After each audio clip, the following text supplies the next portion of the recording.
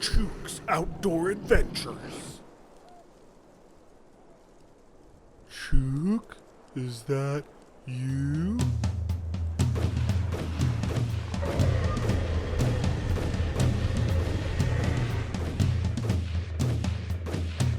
No! F***ing Chuke! Howdy folks, welcome back to Cooking with Chuke. As many of you know, halibut is my favorite Alaskan fish. I love catching salmon more, but I don't like the taste of salmon unless it's smoked or fresh caught that day. So for the first time in 8 years, I didn't get a caribou this year, but I was saved because I went out twice with Valdez Saltwater Adventures and I got hundreds of pounds of halibut to eat all year. So we're making halibut enchiladas. I made some duck breast poppers yesterday for Christmas Eve, and I have extra duck breasts that have been marinating in Italian dressing, and I'm just going to throw some of these in too. So started out with some coconut oil.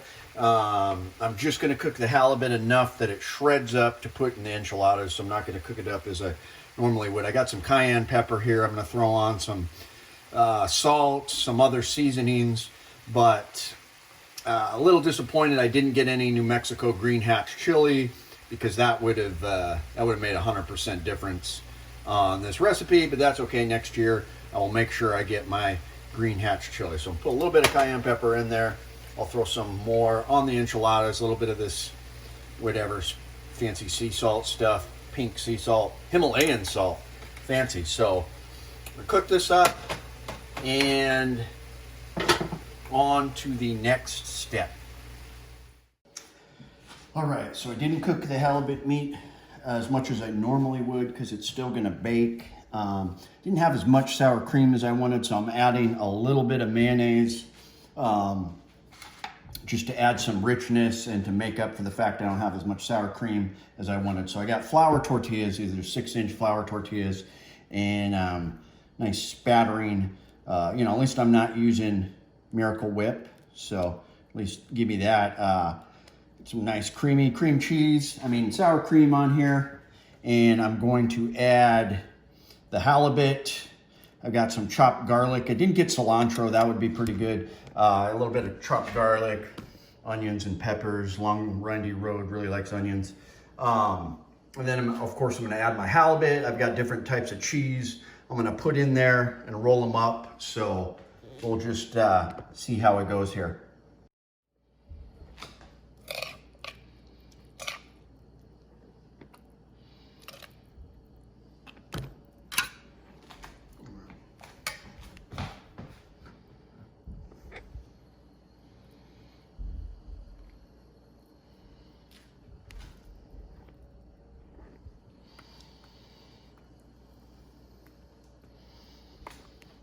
Add some cheese. All right, looking good here. Okay, I'm gonna add some more cheese. I'm gonna start rolling it up like that. And then I'm gonna add more cheese and enchilada sauce and stuffs. So it's coming along. Got some shredded cheese too.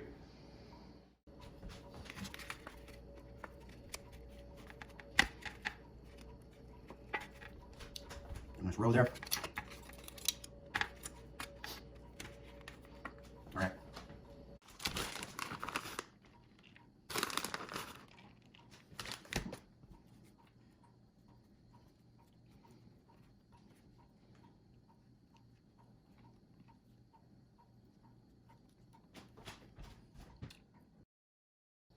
Okay, I forgot I had olives too. And like I said, New Mexico hatch green chili would have been amazing, but add a little bit of olives in here. And if you find yourself a Spanish woman, this will turn out 1,000 times better. I can promise you that. Some Spanish women would laugh at me for making this, but yeah, I need a Spanish woman for reasons. Okay, we're gonna keep going. Okay, I'm not gonna do a whole lot, but I am gonna add a little bit of duck meat to a couple of them. I'm kind of famous for mystery meat. You don't wanna overload it with mystery meat because it's gonna change the flavor. It won't be as good. So just a couple of them are gonna have some duck breasts. You know, mystery meat comes in handy for Chuke in case I trap a lynx or a beaver or something like that. But beaver enchiladas I wouldn't recommend, but you can put a little bit of mystery meat in it. All right, now you're gonna put in your enchilada sauce. I have both red and green, so I'm gonna do one red and one green, and maybe a little mixture of both. In New Mexico, we call this Christmas, but that was, of course, with the nice New Mexican red and green chili sauce. So this is not going to compare. If you can, always use hatch chili, that kind of stuff. Tend to like the red a little more than the green, but we will see. And then I'm gonna add a whole bunch of cheese. I may add some more sauce there. So, like I said, this is kind of Chuke's Frankenstein concoction. First time I've done this, but it's hard to go wrong with halibut, anything. So I feel like it's going to be good, but I know a lot of you out there could do a lot better. So we're going to add more cheese than this, but for now, I think that will do. And let me know how you would have done this recipe as well, because like I said, first time doing enchiladas. Not a real big cook, but I am learning. And halibut enchiladas, it just sounds delicious. My buddy makes this. Shout out to Simeon. He's now in Georgia. He's from Homer, of course, and part of the Kilcher family there. But so yeah, now we're going to bake for, I don't know, 30 minutes. I'm probably going to cover it in foil. So we will see how this goes. All right, wish me luck, guys. So we're going to go 30 minutes. Pop these bad boys in there. We'll see what happens.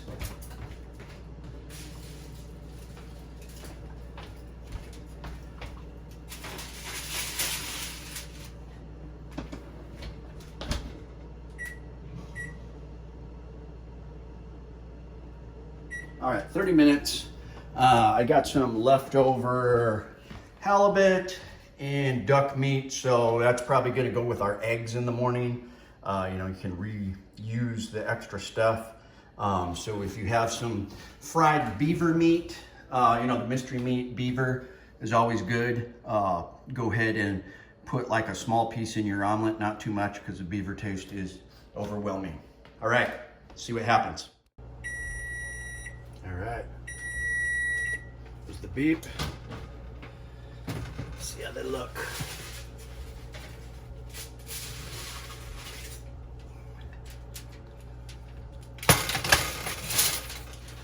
So we are gonna cool for about 10 minutes. Oh yeah.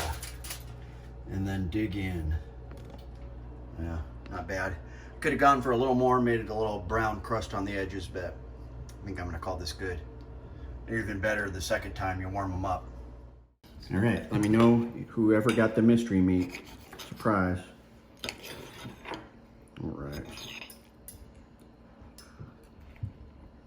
Mmm. What do you guys think? Good? Yummy. What's the mystery meat? It's a mystery. All right, there you have it. Halibut enchiladas with mystery meat. Try and make it.